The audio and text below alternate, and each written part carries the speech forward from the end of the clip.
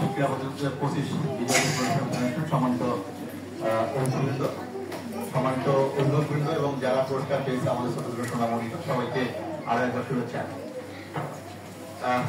প্রেক্ষাপট আপনারা সবই জানেন। এই প্রেক্ষাপটের মধ্য দিয়েও আপনারা চমৎকার এই আয়োজনের মধ্য দিয়ে একেবারে রুট লেভেল থেকে শুরু করে সর্বোচ্চ পর্যায় পর্যন্ত আপনারা যে এই ধর্মীয় শিক্ষা, গীতা শিক্ষার প্রসার ঘটাচ্ছেন, এজন্য আপনাদের সকলকে অন্তরে অন্তঃস্থল থেকে ধন্যবাদ ও কৃতজ্ঞতা প্রকাশ করছি।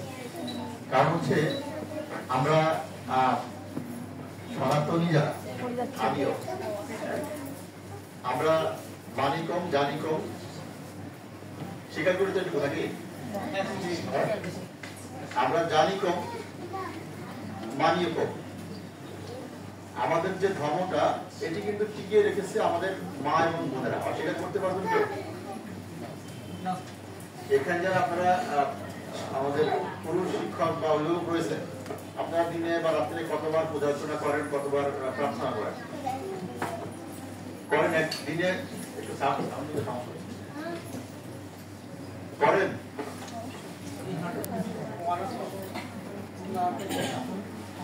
আমরা করি কিনা? দিনে 3 বার নাকি? এটা আপনি এখানে উপস্থিত হয়েছেন, হয়তো এই ধরনের প্রতিষ্ঠানের সাথে জড়িত আছেন জন্য হয়তো আপনি করেন, কিন্তু ম্যাক্সিমামই দেখেন তারা খোঁজ এবং খবর কোনোটাই রাখে না। আপনার কি সমৃদ্ধ ইতিহাস আছে, ঐতিহ্য আছে। সনাতনী মায়ের চিরন্তন, সনাতনী মায়ের চিরন্তন, যা ছিল, যা আছে এবং যা ভবিষ্যতে থাকবে। তো সেই সনাতনী ধারাবাহী একজন হিসেবে আপনাদের কিন্তু পড়ার কথা, আপনি কিন্তু সেটাকে পড়েন না, এখানে আমরা কেউই করি না। তো ঠিক সেই জায়গাতে দাঁড়িয়ে আমাদের যে প্রজন্ম, এই প্রজন্ম যে গীতা শিক্ষার মধ্য দিয়ে যাচ্ছে এবং যারা তাদেরকে নিয়ে যাচ্ছেন, আপনাদেরকে আবার ধন্যবাদ জানাই। পাশাপাশি অনুরোধ থাকবে এটি যে ধর্মকে ধারণ করতে হবে, অন্তরে ধারণ করতে হবে এবং সমাজেরই পালন করতে হবে। এটি বাহ্যিক কোনো বিষয় না, অন্তরের বিষয়। অর্থাৎ আপনি বাহ্যিক অনেক কিছু করতে পারেন, অনেকে দেখবেন মা বোন এখানে তিলককে আসছেন, এটি আপনার ব্যক্তিগত বিষয়। আবার অনেকে কোনো কিছুই কাটেন না, তিলক কাটেন না, না কোনো মতদর্শের, না অদ্বৈত, না চৈতন্য মতদর্শের, তারা কিন্তু অন্তরে ধারণ করে। তো আমাদের বিষয়টি যেন আসলে বাহ্যিক না হয়। আমাদের অনেক সমৃদ্ধ ইতিহাস রয়েছে। আপনি দেখেন রামায়ণ, মহাভারত এর মতো পুরাতন গ্রন্থ পৃথিবীতে আর দ্বিতীয়টি আপনি বলতে পারেন না। যদি বেদের কথা বলি, বেদে নেই পৃথিবীতে এমন কিছু নেই। আমরা অনেকে এই বেদটা আমাদের বাসায় সংরক্ষণ করি না। বেদের একটা সারবস্তু হচ্ছে, আমরা যখন মানি না, মানতে মানতে একটা সারবস্তু আমরা গীতার মধ্যে নিয়ে এসেছি, তাই তো নাকি?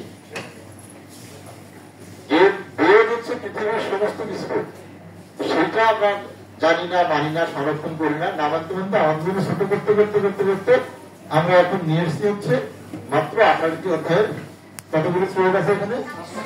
700 শ্লোকের মধ্যে। এটি কি আছে?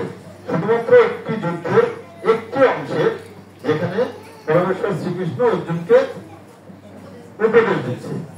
এই যুদ্ধ আমরা ক্রমান্তে ছোট করতে মোটামুটি আমাদের উপনিষদ, বেদ, রামায়ণ, মহাভারত সমস্ত কিছুকে এই একটা জায়গাতে নিয়ে আসছে এবং এটিও আমরা এখন মানি না।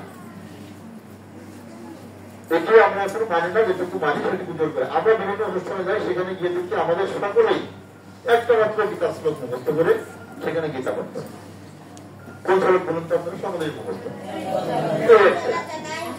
কেন গীতা পাঠের আগে পরে কিছু নাই? আছে তো, আমরা সেগুলো পারি না কেন? আমরা শিখি নাই, আমাদের পরিবার শিখাই নাই কোনো মতে। ওই শ্লোকটা আমরা কোনো মতে পরে শিখে নিয়েছি, তারপর সঠিক উচ্চারণে পারি না, সঠিক সরলার্থ বলতে পারি না। অনেকে মনে হয় যে পাঠ করতে গিয়ে কোনো মতে শেষ করলেই কাছে, কোনো মতে শান্তি শান্তি শান্তি বলে শেষ করে দেয়। এইটা তো না, আপনাকে শুদ্ধভাবে বিষয়টি শিখতে হবে, শুদ্ধভাবে বলতে হবে। আপনি যদি আপনার বিষয় না জানেন, তাহলে আরেকজনের কি থেকে বলেছে আপনার বিষয় জানার জন্য, তখন কি হয়? হাসাহাসি তৈরি হয়। এটি হয় কিনা বলুন? এটি হাসাহাসি তৈরি হয়। যারা এই ছোট ছোট সোনামণিদেরকে আপনারা শেখাচ্ছেন, আপনারা শুদ্ধভাবে শেখাবেন এবং ওই বেদ পুরোটা দরকার নেই।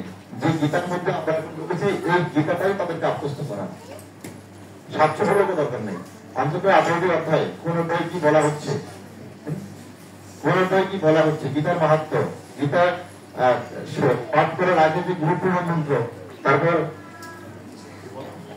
গুরুপ্রণাম মন্ত্র আছে, পিতৃপ্রণাম মন্ত্র, মাতৃপ্রণাম মন্ত্র আছে, তো এগুলা কৃষ্ণ প্রণাম মন্ত্র আছে, রাধা প্রণাম মন্ত্র আছে। তারপরে না আপনি দুর্গুণ হচ্ছে শ্লোকে, শ্লোকে সরলার্থ করবেন।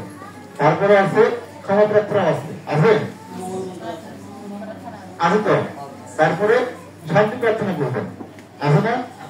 আচ্ছা, তারপরে মাহাত্ম, শান্তি প্রার্থনার আগে মাহাত্ম। আপনি যদি শুদ্ধভাবে পাঠ করতে চান, এই সমস্ত পর্যায়টাই আপনাকে পাঠ করতে হবে, তাই না? আপনি স্টেজে গিয়ে সোজা মাইক্রোফোন ধরে শুরু করলেন, এটা কোনো পাঠক সিস্টেম হলো? আর যদি আপনি আরো বিস্তারিত বলতে চান, তাহলে আপনার আচমন আছে, আচমন আছে না? আছে তো। ধ্যান, ধ্যান আছে, অত ধ্যানও আছে না কিন্তু। তাহলে এগুলো কি শিখতে হবে না আপনাকে? তো আশা করি আপনারা এই দুর্বলতা কাটিয়ে উঠে এখন থেকে এই যে যারা আমি ওদের ভাইবা নিয়েছিলাম, খুব চমৎকার লেগেছে, ওরা প্রত্যেকেই খুব চমৎকার করেছে, এটা দেখে ভালো লাগে। হ্যাঁ, এবং সাথে কিন্তু আপনাদের অনেক ঐতিহ্য আছে, ইউটিউবে অনেক ভালো ভালো ইউটিউবার আছে। এই সাক্ষীরাতে গীতা পাঠের জন্য আমি তার জন্য কিন্তু নিখিল মঙ্গল বাবু, এটা আমাদের বোঝাতে পারি। তো ঠিক সেই জায়গায় দাঁড়িয়ে আপনারা কেন শিখবেন না? যা আপনারা শুরু করেছেন এটি আপনারা চালিয়ে যান এবং শুদ্ধরূপে সঠিক অর্থে শেখান। মনে থাকবে সবাইকে।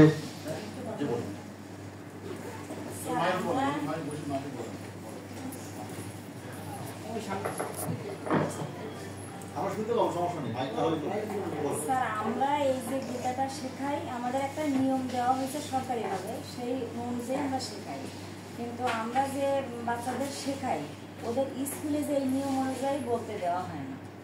এটা আপনাদের মাধ্যমে আমার অনুরোধ, যেন এই নিয়ম অনুযায়ী বলতে ওদের সুযোগ দেওয়া হয়। আপনি কোথায় বলতে পারলেন না পারলেন সেটি বিষয় না, বিষয়টা হচ্ছে আপনি আত্মস্থ করেছেন, শিখেছেন, এই শিক্ষণটা তো আপনার থেকে নিতে পারবে না। আপনি শিখে রাখেন, যেখানে আপনি সুযোগ পাবেন সেখানে নিজেকে একেবারে উজাড় করে দিতে পারেন। অনেক কিছুর বিবেচনায় নিয়ে হয়তো পুরোটা আপনাকে অনেক জায়গাতে বলতে দেওয়া হয় না। আপনি যদি সঠিকভাবে গীতা পাঠ করতে যান, অনেক সময় লাগে, অনেকগুলো শ্লোক বলতে পারে। আমি যে কটা পর্যায়ে বললাম, অনেকগুলো শ্লোক বলতে হবে। তো আপনার পাঠ কোথাও করতে দেওয়া হচ্ছে না, এই জন্য আপনি শিখবেন না, বিষয়টা এরকম না। তাহলে তো আত্মশুদ্ধির জন্য শেখা প্রয়োজন, আপনার নিজের আত্মশুদ্ধির জন্য, আমার নিজের আত্মশুদ্ধির জন্য শেখা প্রয়োজন, প্রয়োজন কিনা? আমরা যারা এখানে উপস্থিত হয়েছি,